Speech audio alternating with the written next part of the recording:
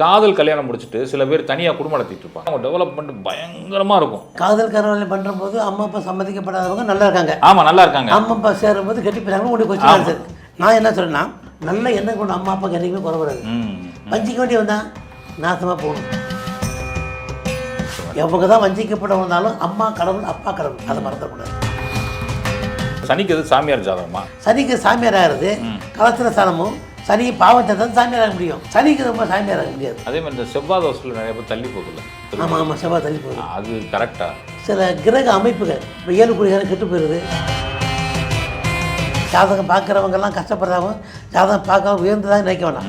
எல்லாம் சரி சம்பந்தம். என்னங்க நல்லா இருந்து எல்லாமே நல்லா இருக்கும். அவர் பேர் பீச்சாமியான்னு பேர். அந்த ஆள் போய் ரொம்ப அசிங்கமாக இருக்கும். 3 குழந்தைங்க இருப்பார். ஒரு ஹோட்டல் இருக்குது, பெரிய ஹோட்டல் இருக்குது. அங்கே போய் சாமி தண்ணி ஊற்றி வச்சுக்கேன். நாசாப்படம் பிச்சைக்கரை பண்ணிட்டு போன கேட்டு ஒரு 6 மக்கள் வர்றது. என்ன பால் இருக்கானா, இந்த ஒரு சாய்மாரி வந்தாங்க, அவன் தண்ணி ஊற்றி விட்டேன். இந்த சாய்மாரி தான் அப்படின்னா உடனே போய் எல்லாம் செஞ்சுக்க. நீ வெட்டிக்க, குத்திக்க, கொண்டுக்க, குடிச்சுக்க, பொம்பளை கெடுத்துக்க, கரும்பத்தை அனுபவிச்சே தீரும். மனைவி பற்றி யாரும் கேட்டு கட்டவங்க இல்லை. என்னதான் எண்ணெயை ஊற்றி ஒரு நாள் ஒட்டுதான் ஒட்ட போதும். யாராவது என்ன நிர்ணயிக்கப்பட்டு அதே தவிர நான் அப்படி மாற்றிடுவேன், நீ இப்படி மாற்றி ஒன்றும் மாற்ற முடியாது. இந்த காதல் கல்யாணம் முடிச்சுட்டு சில பேர் தனியாக குடும்பம் நடத்திட்டு இருப்பாங்க. அப்போ பார்த்தீங்கன்னா அவங்க டெவலப்மெண்ட் பயங்கரமாக இருக்கும். பெற்றோர்கள் அப்போ சம்மதிக்க மாட்டாங்க, அவர் வந்து பார்க்க மாட்டாங்க, எதுவுமே செய்ய மாட்டாங்க. இவங்க நல்லா டெவலப் ஆகி குழந்தை குட்டின்னு வரப்போ அவங்க வந்து சேர்றாங்களே, பெற்றோர்கள் வந்து சேர்றாங்களே, அந்த இடத்துல டவுன் ஆயிடுறாங்களே.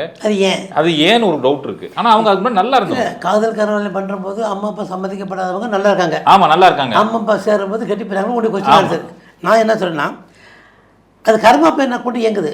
அம்மா அப்பா சேர்ந்த ஒருத்தருக்கு அம்மா அப்பா செட் ஆகாது. அது தாய் தந்தை தெய்வத்தை மறக்க முடியுமா? மறக்க முடியாது. அது செஞ்சுதான் ஆகணும். அது நம்ம கடவுள் இல்லையா? ஒருத்தர் பாருங்க, ஒரு பிள்ளை அப்பனுக்கு சேராது, ஒரு பிள்ளை அம்மாவுக்கு சேராது, பிரிஞ்சு வந்து நல்லா இருப்பாங்க. சேர்ந்தா கஷ்டம் இயற்கை. அம்மா அப்பா சேர்ந்தனால தான் அந்த பிரச்சனை வர விட அந்த கர்மா அவ்வளோதான். அந்த புண்ணி தண்ணிக்கு வேண்டிய சொல்ல முடிஞ்சு போச்சு. இந்த கஷ்ட தண்ணிக்கு வேண்டிய கட்டாயம் அப்படி தான் இருக்குமே தவிர அவங்க சேர நம்ம சொல்லக்கூடாது. ஒருவர் சேராமல் இருக்கலாம், அவங்க வர்றதுக்கு சேராமல் இருக்கலாம். நல்ல எண்ணம் கொண்டு அம்மா அப்பாவுக்கு என்றைக்குமே குறை வராது. வஞ்சிக்க வேண்டிய வந்தால் நாசமாக போகணும். நல்ல வஞ்சிக்க வேண்டிய வந்தால் அது தக்கமாகும். நிச்சயமா நிச்சயமா. எவங்க தான் வஞ்சிக்கப்பட வந்தாலும் அம்மா கடவுள் அப்பா கடவுள், அதை மறந்துடக்கூடாது. சில ஜாதகங்கள் அம்மா அப்பா இவங்க பார்க்காதப்ப உங்க வளர்ச்சி இருக்குன்னு சொல்றாங்கல்ல, அது இருக்கு. சில இருக்கு. அம்மா அப்பா இல்லாமல் குழப்பம் எல்லாம் இருக்காங்க. அம்மா ஒருத்தர் பிச்சை இருக்கவும் இருக்காங்க. அது கர்மா பெண் செஞ்சிலே தாய் தந்தை போய் நம்ம குறையே சொல்ல மாட்டேன். ஏன்னா நான் கண்ணுக்கான அம்மா அப்பா தான். அவங்க பெற்று வளர்க்காம இருக்க முடியாது. அவங்க என்ன தான் கொடுமை பண்ணாலும், அவங்க என்ன தான் கஷ்டப்படணும், அவங்க நம்மளுக்கு மன்னவர் தூத்தணும், அது தெய்வம் தான். அதுக்கு நான் பாகுபாடு பண்ணவே மாட்டேன். நம்ம கர்மம் நம்மளோட போகுது, அதுக்கு நமக்கு என்ன சம்மந்தம் கொடுக்க கேள்வி. அதே மாதிரி குழந்தைகளுக்கு ஜாதகம் பார்க்கறதுக்கு எந்த வயசுல பார்க்கணும்? ஏன்னா பிறந்த உடனே இப்போ குழந்தைகளுக்கு ஜாதகம் இருக்கும்போது ஜாதகத்தை கணிச்சிடறாங்க. நீங்கள் வேற அந்த காலம் ஒரு ஒருத்தங்க அந்த காலம் ஜெனிச்சு வகுத்து இருக்கும்போதே கட்டமும் டைம் போட்டு கட்டத்தை எனக்கு வந்து கொடுத்துருக்காங்க. இந்த டைம் பிறக்கலாமா, இந்த டைம் பிறக்கலாமா. ஆமாம், இது வேறு கேட்குறாங்களா? இப்போ எந்த டயத்தில் பார்க்குறது, எந்த நாளில் குறிக்கிறதுன்னு. என்ன டைம் பிறந்தாலும் இட்டவுடன் எந்த அலையில் இன்னபடி என்று எழுதி பகவான் பிறக்கும்போது நீ ஆகணும் எழுதிச்சிங்க, மாற்ற முடியாது. ஏதோ ஆதங்கத்துக்காக சொல்கிறாங்க. ரைட்டு, ஓகே டன், அசுமா ஆமானுக்கு வேண்டிதான் போதுங்களா. யாரும் விதியை மாற்ற முடியாது. விதி என்பது வலியது. விதிக்கு மதி என்பது ஒன்று வேணும்ல, அது பகவான் அனுக்கிறது வேணும். சொல்லுங்க. இந்த செவ்வாய் கேது இணைஞ்சிருந்தா இல்லை சனி கேது இணைஞ்சிருந்தா, சனி கேதுனா ஒரு சாமியார் ஜாதகம், இந்த செவ்வாய் கேது இணைஞ்சிருந்தா ரொம்ப பிரச்சனை வரும் அப்படின்னு சொல்கிறாங்க. சனி கேது சாமியார் ஜாதகமா? சனி கேது சாமியார் சொல்லவே முடியாது. சனிக்கு பெரிய மண் இல்லைங்க. நாமளா பார்த்தா சனிக்கு சாமியார் தான் ஒதுக்குறாங்க. சனிக்கு சாமியார் லக்கணத்து பொறுத்து மொட்டையா சொல்லாங்க. இல்லை, ஒரு கடக லக்கணம்னு வச்சுக்கோங்க. கடக சனிக்கு 9ஆம் இடத்துக்கு அப்பா தான் சாமியார போடும், பையன் சாமியார போடும். இல்லை, 4ஆம் இடத்துல சனிக்கேது இருக்கு. இல்லை அவங்க 4 தான் அப்பா பையனுக்கு சேராது. இல்லை அம்மா அப்பா ஒற்றுமை இருக்க மாட்டாங்க. சனிக்கேது எங்கே இருக்குன்னா, சனிக்கு சாமியார் ஆகிறது கலத்திர ஸ்தானமும். சனி பாவம் சேர்ந்தது சாமியார் ஆக முடியும். சனிக்கு ரொம்ப சாமியார் ஆக முடியாது. 9ஆம் வந்து அப்பா சாமியார், 4ஆம் வந்து அம்மா அப்பா ஒற்றுமை இருக்காது, 5ஆம் வந்து புத்திரத்துவ சந்தானம் விருத்தி வராது, 6 சத்துக்கு இப்படி ஒன்று இருக்குல்ல. சனிக்கேது நம்ம கெட்டது கிடையாது. சனி கேது மோசக்காரர்கள். அதே மாதிரி இந்த செவ்வாய் தோசையில் நிறைய பேர் தள்ளி போகுதுல்ல. ஆமாம் ஆமாம், செவ்வாய் தள்ளி போகுது. அது கரெக்டா? செவ்வாய் தோசை தள்ளி போகிறதுக்காக ஒன்று அப்படி ஒன்றும் கிடையாது. சில கிரக அமைப்புகள் இப்போ 7 கோடி கெட்டு போயிடுது, 7 கோடி மாரகம் பார்க்குறது, 7 கோடி பாவம் வருது, அந்த மாதிரி இருக்கும்போது சில காரணங்கள் தள்ளி போகும். அதுக்கு சம்பந்தம் இல்லை. நிறைய கேள்வி கேட்கணும். நிச்சயமாக கேட்குறேன். இப்போ பிறப்பிலே ஜாதகம் இல்லாதவங்க, பிறந்தவொடனே ஜாதகமே இல்லை அவங்களுக்கு, அவங்க எப்பயுமே ஜாதகம் பார்க்க மாட்டாங்க, ஆனால் நல்லா இருக்காங்க, அவங்க சந்ததியெல்லாம் வச்சு நல்லா போயிட்டுருக்காங்க. பொசுக்குன்னு ஜாதகத்திட்டு வர்றவங்க டெவலப்பே ஆக மாட்டாங்க. அது ஏன்? இதை ஒத்துக்கிறேன். இந்த வார்த்தை எப்படி உங்களுக்கு கண்டுபிடிச்சிங்க? ஜாதகம் தூக்கிட்டு வரவங்களாம் வறுமைப்பட்டவங்களும் ஜாதகம் பழக்கம் சொல்ல யாருமே கிடையாது. இல்லை பிறப்புலேயே ஜாதகம் இல்லாதவங்க அவங்க நல்லா வந்துட்டு இருக்காங்க. ஆனால் நான் சொல்கிறது அவங்க ஜாதகம் இல்லாதவங்க கூட கரெக்டான வழிபாடு இருக்குது சாமி. கரெக்டாக போகிறாங்க, கோயில் குளத்துக்கு நிறையா செய்யறாங்க. அது அவங்க ஜாதகம் தேவையில்லை, அவங்க நல்ல எண்ணங்கள் நல்லடத்தைகள் கடுமையான உழைப்பு விடாமுயற்சி அவங்க கொண்டு வருது. அது சம்மந்தமே இல்லை. இப்போ ஜாதகமெல்லாம் குழப்பி வர்றாங்க, பலன் கேட்குறேன், பலன் சொல்லிவிடுறேன், க்ளீனாக சொல்லிவிடுறேன். இந்த சமயத்துக்கு கூட ஒரு மலேசியாக்காரங்க வந்தாங்க, ஜாதகம் எல்லாம் வந்து சொன்னாங்க. நான் சில பாயிண்ட் சொன்னேன், இந்த மாதிரி சொல்ல கைட்டாயிருச்சு. அது எல்லாமே கஷ்டம்னு கொண்டு வரக்கூடாது. ஜாதகம் இல்லாமங்க ஜாதகம் பார்க்குறவங்கெல்லாம் கஷ்டப்படுறவங்க ஜாதகம் பார்க்க உயர்ந்ததாக நினைக்க வேணாம், எல்லாம் சரி சமம் தான். இந்த கேள்வி யாரும் கேட்டு இல்லை ஆனால் எண்ணங்கள் வந்து சரியாக இருக்கணும். எண்ணம் நான் நல்லா பார்த்தாலும் சரி பார்க்காலும் சரி, எண்ணங்க நல்லா இருந்து எல்லாமே நல்லா இருப்போம்.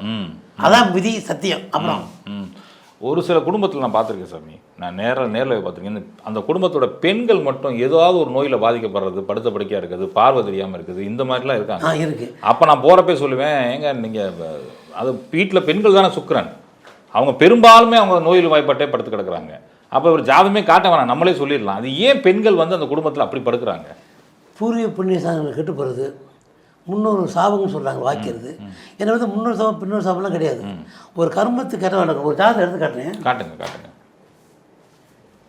இந்த ஒரு ஜாதகம், இந்த ஜாதகம் வந்து பார்க்க வந்தாங்க. இந்த ஜாதகம் வந்து இந்த லக்கணம் வந்து உங்களுக்கு வந்து சரியான விருச்சக லக்கணம். 5 கூடிய குருவே 8ல் மறைஞ்சிருக்கு. புத்தி காரகாதிபதி 8ல் மறைஞ்சிருக்கு. பாவி 7ஆம் பறையாக பார்த்துருது. சுக்கிரன் நீச்சபத்து பற்றி புதன் சம்மந்தப்பட்டமா இருக்கு. இது என்ன ஜாதகம் தெரியுமா? இதுக்கு புரிஞ்சவங்க பார்த்தவங்க ஒரு பையன் ஒரு பொண்ணு, இதுக்கு தாய்மாவும் ஒரு ஆள் தான் இருக்கணும். இந்த பொண்ணு மதிப்பேத சுக்கிரன் முடிச்சு தீர்த்து மதிப்பேத ரூல்ஸாக போயிடணும். இந்த படத்தை வச்சு 10 படம் படுத்தேன்னு நினைக்கிறேன். சிவகுமார் நடிச்ச படம், கண்ணன் ஒரு கை வந்து அந்த மாதிரி இது அதிர்ச்சியில் பைத்தியக்காரராக இருக்கும். இது யாரும் தீர்க்கவே முடியாது, ரொம்ப கஷ்டம். இதை மாற்றவும் முடியாது. இது கர்மா. இது பெண்ஜாமம் சொல்ல முடியாது, இது விதி அப்படி தான் போட்டிருக்கு. அந்த மாதிரி நீங்கள் சொல்கிறது, ஒரு வீட்டில் 3 குழந்தையும் ஊனமாக இருக்குது, 3 பொம்பளை பிள்ளை, எதையும் ஜடமாக தான் கிடக்கும். ஒரு கால் மேலே முளைச்சிருக்கு, ரொம்ப கொடுமை. 3 அப்பா அம்மா டீச்சராக இருக்காங்க, விட்டு போயிடுவாங்க, வந்து எல்லாம் சுத்தப்படுத்தி வருவாங்க. நான் நிறைய சொல்லி அதெல்லாம் எந்த புண்ணியத்தை சொல்கிறது?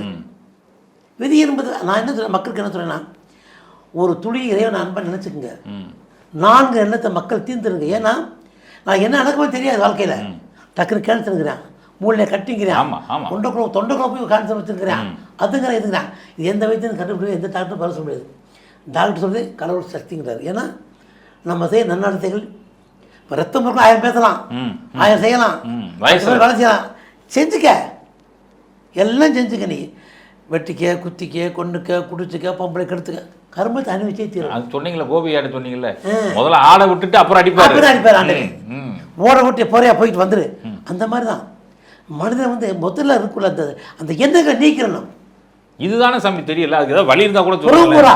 நல்லது சாதாரண மாதிரி. இப்போ இதுதான் சேர்த்துக்கல, ஒரு சொல்கிறாரு, என்ன சோதியம் பார்க்குற, ஒரு போய் பாரு, எனக்கு போதும். அவன் நல்லா இருந்தால் பார்த்தியா? ஒரு கோவில் வைரத்துக்கு எத்தனை சாம்ராஜ்யம் அழிஞ்சது, வைர பார்க்கல இருக்கு, எவனும் பிழைச்சிருக்கானா? இல்லை. இப்போ என்ன பேர், படைவீரன் பேர் மாவீரன் நெப்போலியன் 17 முறை படையெடுத்தாரு. என்னாச்சு? உலகத்தில் எது உண்மையிலே மக்கள் அதுக்கான சோம்பேத்தமாக சொல்ல, கடமை செய்யுங்க, பிறகு எதிர்பார்க்காதீங்க, முடிஞ்ச நல்லது செய்யுங்க, 10 பேர் வாழ விடுங்க, 10 பேர் நன்மை செய்யுங்க. நானே சொல்லியிருக்கேன், என் சம்பாதித்த 55% மக்கள் கொடுக்குறேன், அது மாற்றவே மாட்டேன். அது யாருக்கும் கேட்க முடியாது, அது தர்ம காரியங்கள். அதுக்காக சொல்லிவிட்டு நான் கொடுக்க போகிறேன், நான் பப்ளிக் பண்ண மாட்டேன், நான் கொடுங்க, அதுக்காக நான் மகா யோக்கியன்னு சொல்ல முடியாது. எல்லாம் செய்கிறேன், எல்லாம் தர்மம் பண்ணுறேன், நல்லா செய்கிறேன், குறை சொல்ல வரவே இல்லை. ஆனால் யாரையும் மனசை ஓடிக்கக்கூடாது, யாரையும் கெடுத்துடக்கூடாது. அந்த காலத்தில் மக்கள் வந்து மனசை உணர்ந்து செஞ்சுக்கணும். கசவனப்பட்டி சித்தர்னு சொல்லி பிஎஸ்என்ஏ காலேஜ் பக்கத்தில் இருப்பார்.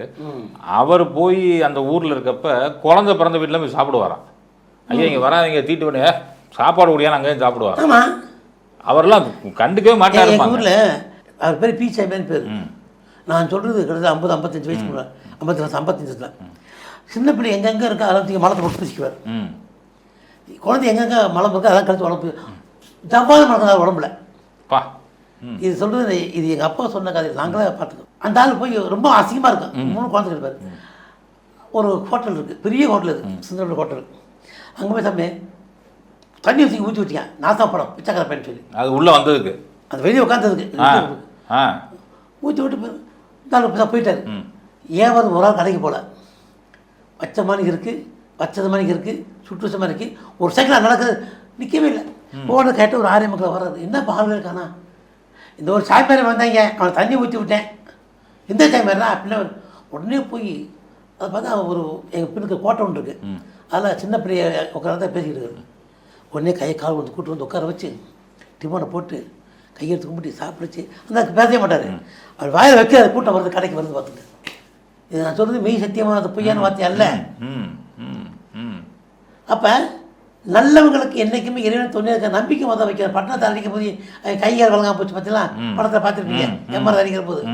நல்லவங்களுக்கு என்றைக்குமே இறைவன் துணை நிற்காது, நல்லவங்கத்தை பேசணும். நல்லாய் காண்பது நன்றே, நலமிக்க நல்லா சொல் கேட்பது நன்றே, நல்லார் குணங்கள் உரைப்பது நன்றே, அவரோட இறங்கி இருப்பது நன்று. நல்ல செந்தில பார்க்க நல்ல மனுஷனை பார்க்குறேன், நல்லாவே இருப்போம். ரொம்ப நன்றிங்க. உண்மை, நம்ம யாரும் கெடுக்கல, யாரும் துற முடியல, நீங்க தான் நல்லவங்க. இன்னைக்கு நான் கூட சொன்ன வந்தாங்க, என்ன வருமானம், எனக்கு வருமானம் வரணும்னு பரவாயில்லைங்க, நான் இப்படியே கூட இது பண்ணுறேன்னு சொல்லிட்டு இருக்கோம். ஒன்றும் வேணாம், நமக்கு நம்மளுக்கு கிடைக்கிறது கிடைக்கும், கிடைக்காது கிடைக்காது. என்னதான் எண்ணெயை ஊற்றி ஒரு நாள் ஒட்டுறதை ஒட்ட போதும். யாரா என்ன விதி நடக்கு செஞ்சிருப்ப அம்பானி அந்த நேரம் அப்படித்தான். யாராவது என்ன நிர்ணயிக்கப்பட்டு அதே தவிர நான் அப்படி மாற்றிடுவேன், நீ இப்படி மாற்றி ஒன்றும் மாற்ற முடியாது. ஆனால் ஜனங்களுக்கு வந்து பார்க்குற ஜனங்களுக்கு எனக்கு மட்டும் ஏன் இன்னைக்கு இப்படி ஒரு கஷ்டம் அப்படின்ற ஒரு யோசனை. அது அந்த 30 வருஷம் கழிச்சு நல்லா இருக்க அவங்க வார்த்தையை அது அவங்களே கேட்கணும். என்ன இருக்கும், ஏன் இருக்கும், நல்லாத்தையும் இருக்குல்ல, ரைட்டு.